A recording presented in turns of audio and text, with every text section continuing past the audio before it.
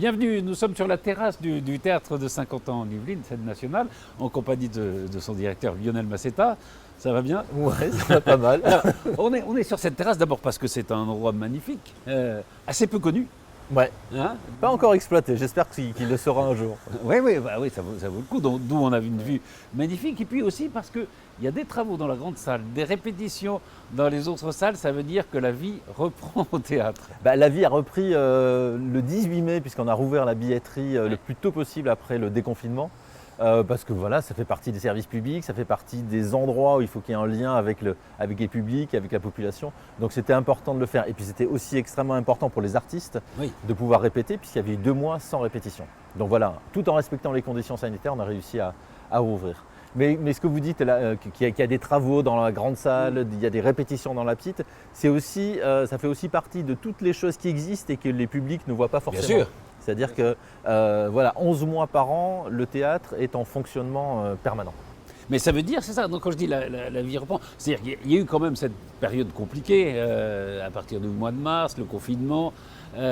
Après, alors comment ça s'est passé quand il y a eu le déconfinement? Il y a des spectacles qui ont repris, qui ont pu reprendre, dans quelles conditions? Non, les conditions n'étaient pas véritablement réunies avec des changements d'information toutes les semaines, toutes les 15 jours. Oui. Et vous le savez, dans notre métier, on est sur un métier d'anticipation. Alors ce qui s'est passé dans un premier temps au début du confinement, comme on n'en connaissait pas la durée, on a tenté de reporter une partie des spectacles annulés sur la fin de l'année, entre mai et juin, avant qu'on apprenne qu'en mai-juin, on ne pourrait pas tourner dans des conditions viables. Donc on a annulé certains spectacles, reporté d'autres sur la saison en cours ou sur la saison suivante. Donc c'était une période assez étrange. Assez étrange parce que, là encore, je parle d'anticipation. Là, on ne pouvait pas anticiper. Bien sûr, c'est ça, on ne sait pas, on est dans l'incertitude, hein, c'est ce qui est la chose la plus terrible pour quelqu'un comme vous qui doit programmer pour les artistes. D'ailleurs, est-ce que vous avez l'impression que cette période très troublée, très, très nouvelle aussi, influence aujourd'hui les artistes dans leur création? Ou est-ce que c'est un peu tôt encore? Je pense que c'est un peu tôt, mais influencer, ça voudrait dire… je pense qu'il y a une réflexion. En fait, cette période de 2 mois a un tout petit peu accéléré la réflexion sur les nouvelles technologies qui sont présentes sur les plateaux depuis des années et des années. Mais je pense que la réflexion a été qu'est-ce qu'on pourrait montrer au public que les publics ne peuvent pas voir lorsqu'ils viennent au théâtre. Donc c'est tout ce qui s'est passé dans les coulisses. Il y a eu plein de concerts confinés, il y a eu plein d'accès à des répétitions, etc., etc. Donc je pense que c'est rentré un peu plus rapidement dans le logiciel des artistes, mais aussi dans le logiciel des lieux, des théâtres. Oui, parce que c'est vrai que la vie culturelle a continué de manière un peu différente pendant cette période-là. Alors, il faut parler un peu pratique, puisque là, la saison reprend. Comment ça se passe pour les spectateurs? Il y a des mesures, comment ça se passe? On fait partie des lieux, on est tenu, tous les lieux d'ailleurs, recevant du public, on est tenu à des normes assez strictes, mais qu'on a souhaité rendre fluides. Non pas souple mais fluide, pour pas que les publics qui viennent au théâtre soient gênés, soient embarrassés, aient à venir 1h30 ou 2 heures avant. Là, en fait, les publics viennent au théâtre comme ils y viennent d'habitude. Ouais. Il y a juste des réflexes à avoir que nous on doit avoir et que les publics doivent avoir. Mais moi, je crois beaucoup à la responsabilité des uns et des autres et au fait qu'on acquiert ces réflexes. On les a déjà acquis. D'ailleurs, donc ça ne change pas grand-chose pour les spectateurs. Pour les spectateurs, ça ne change pas grand-chose, à part qu'ils sont beaucoup plus confortablement assis dans la salle, puisqu'ils sont moins nombreux, puisqu'on arrive à monter avec les conditions sanitaires, on arrive à monter à 60-65% de la jauge si on veut respecter les normes sanitaires. Mais non, on espère que ça ne change pas grand-chose. Ce qui change, c'est pour les artistes, d'une part, parce qu'il y a une sorte d'euphorie de revenir sur scène. Oui, d'impatience même. Il y a une euphorie pour les publics de retrouver des artistes sur scène. Mais il y a aussi quelque chose de très étrange dans cette euphorie, c'est que les artistes jouent devant des publics masqués. Et pour en avoir discuté avec eux, c'est toujours quelque chose d'un tout petit peu étrange auquel il faut qu'ils s'habituent. Ah oui, il faut s'habituer, oui, c'est ça, ce public dont on ne voit pas forcément les réactions. Un mot, parce que c'est un théâtre qui fonctionne beaucoup avec des abonnés, des abonnements. comment ça se passe? Alors, si on n'est pas... Parce que vous parliez de l'incertitude, elle joue aussi pour les spectateurs. Alors, ceux qui prennent des abonnements, ils se disent, est-ce que ça va servir? Est-ce que ça ne va pas servir? Alors, comment ça se passe? ouais, alors, d'une part, ce n'est pas un théâtre qui ne fonctionne qu'avec des abonnements, puisque c'est 50% des places qui sont prises dans l'abonnement et 50% des places qui sont prises de façon libre par... en fait, on a des systèmes d'abonnement ou de cartes d'adhésion qui sont différenciés et qui permettent, par exemple, si on prend une carte d'adhérent, une carte saison, on peut très bien acheter le spectacle à la place et on n'est pas obligé de s'engager sur 4 ou 8 ou 12 spectacles. Donc on a cette souplesse qui existait avant le Covid, avant la crise sanitaire, plus utilisé, mais plus c'était utilisable aujourd'hui. comme si c'était une tradition, les abonnements qui étaient privilégiés par les spectateurs. Aujourd'hui, on sent que ça se reporte un tout petit peu vers la carte saison parce que pour eux, il y a cette incertitude. Mais voilà, donc Et là, on choisit. Et là, on choisit, on peut prendre la carte saison et puis ne prendre qu'une place et puis prendre la place peut-être quelques jours avant le spectacle. Donc cette souplesse, elle existait déjà avant. Alors, parlons du fond maintenant, c'est-à-dire de cette saison qui s'annonce. On va peut-être... Alors, on va passer le théâtre, la danse, peut-être le cirque. Commençons par le théâtre. Quels sont vos grands... Alors, ils sont tous grands, évidemment. Je vous demande de faire un choix terrible. Oui, non, mais c'est vrai qu'on a toujours du mal. Le directeur ne peut pas choisir. Voilà, on a toujours du mal à choisir. Bon, je vais en privilégier quelques-uns.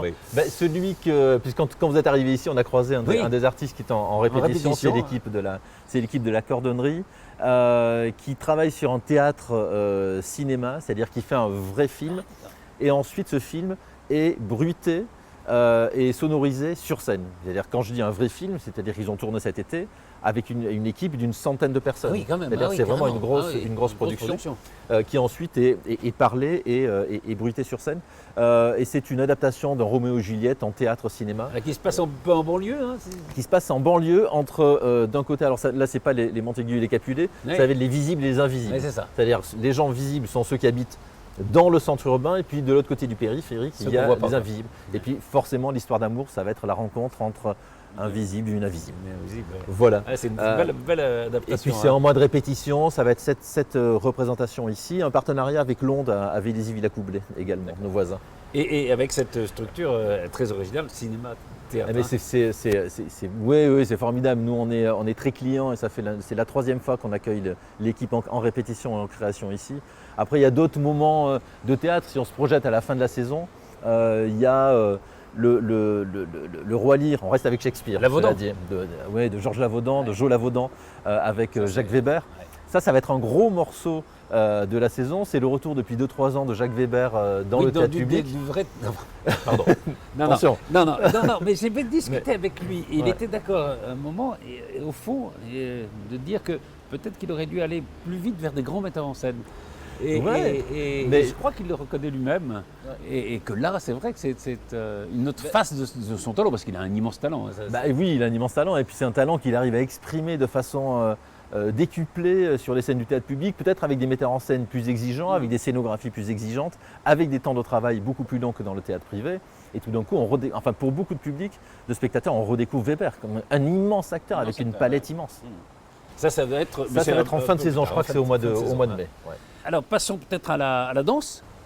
Sur le théâtre, il y a beaucoup de choses. On revoit au programme, il y a beaucoup de choses. Ouais. La danse, avec une artiste en résidence. Oui, c'est une chorégraphe qui s'appelle Béatrice Massin, qui est vraiment la grande chorégraphe baroque. Je dis française parce qu'elle est française, mais qui tourne à l'international et qui va être en création, donc qui est très souvent au Théâtre National de Chaillot. Là, qui va être en création ici, une nouvelle création pendant 15 jours de répétition, et qui va créer une pièce chorégraphique baroque pour le jeune public. C'est assez rare les pièces de danse pour le jeune public. Voilà, donc on est très heureux et c'est une nouvelle associée du théâtre de Saint-Quentin. Le cirque est très important cette année. Il a été très important, mais là vous avez des choses absolument. Oui, puisque l'année dernière on avait le cirque Plume avec 10 représentations archi pleines. Là, il y a parfois, c'est assez étonnant quand on fait de la programmation, il y a parfois des conjonctions. Et il y a là cette année 5 spectacles qui, à mon sens, sont exceptionnels. Voilà, tout d'un coup, on se retrouve avec une saison avec des spectacles exceptionnels. Je pense au spectacle avec les 7 trampolinistes, un spectacle qui s'appelle Les Hauts Plateaux. Je pense à ce spectacle de la compagnie XY, c'est du main à main, c'est-à-dire que c'est un spectacle où il y a 19 personnes sur scène, mis en scène par le chorégraphe Rachid Ouramdan. Donc c'est déjà la conjonction entre le cirque et la danse. C'est vraiment ces liens qui sont quand même assez de plus en plus ténus. Et il n'y a rien d'autre que des circassiens sur scène. Il n'y a absolument aucun agrès. Et c'est un travail sur le mouvement.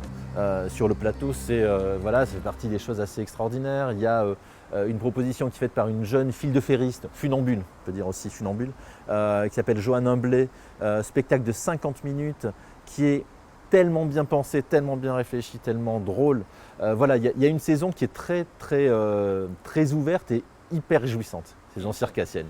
Alors, il y a aussi une chose j'ai vu qui me plaît beaucoup, c'est aussi où vous faites découvrir les coulisses des créations. On peut venir vous parler avec des artistes ou regarder un peu les créations, ça c'est important. Et puis il y a les rencontres in situ, ça vous abandonnez pas ça. Non, on n'abandonne pas. Malheureusement l'année dernière, vous avez été un peu retardé. Il y avait des. Et là, ça va être sur la musique savante, musique populaire. Oui, parce que c'est des questions qu'on se pose tout le temps quand on fait la programmation. Quelle est la différence? Ça, c'est une question pour vous, ça. D'ailleurs, quand on fait la programmation, c'est pourquoi est-ce qu'on catégorise les musiques? Quand on hiérarchise les musiques entre les musiques savantes et les musiques populaires, qu'est-ce qu'on hiérarchise en fait? Toujours l'opéra, c'était une musique populaire aussi. Mais il y a aussi ça qui est intéressant, c'est-à-dire il y a aussi ces allers-retours entre l'opéra qui fut une musique populaire, qui l'est moins, même si l'opéra fait de gros efforts aujourd'hui. Et il y a des allers-retours incessants entre les musiques savantes et les musiques populaires. On peut penser à un compositeur comme Bartók, qui allait s'inspirer, qui allait recueillir des musiques folkloriques pour les retransformer, pour les redigérer. Donc, il y a d'un côté cette hiérarchisation des musiques, et dans la réalité, cette hiérarchisation existe finalement assez peu, en dehors de nos têtes, parce que les compositeurs, les musiciens, se baladent véritablement entre toutes ces expressions. Et puis aujourd'hui, quand on voit les jeunes compositeurs ou les jeunes musiciens et musiciennes qui sortent des conservatoires, ils sont aussi bien pétris de rock, de musique électro que de musique contemporaine, de musique baroque ou classique. Donc ça, c'est très intéressant de voir quels sont ces mélanges. Il n'y a pas la grande et la petite, il y a la bonne et la voilà, on est assez d'accord. Écoutez, ça donne très envie, tout ce que vous dites. Alors, ce qu'on peut vous souhaiter, c'est quoi? C'est qu'il y ait le moins d'incertitude possible sur la situation et que… Ce qu'on peut nous souhaiter, c'est que les publics soient aussi optimistes que nous. Voilà. Vous êtes optimiste, hein? Oui, on est d'une part, on vit au jour le jour et on apprend à aimer ce présent. Et d'autre part, on est forcément optimiste, on est obligé de l'être, sinon on ne peut plus se projeter. Donc voilà, on a envie que les publics le soient aussi. Et puis cette crise nous met face à la nécessité de nous adapter systématiquement. Or, je crois qu'une des grandes forces du spectacle vivant et de l'art, c'est de savoir s'adapter et d'être extrêmement réactif. Donc espérons que nous le soyons et que les publics le soient aussi. Merci infiniment, Lionel Masséta. Merci, Patrice.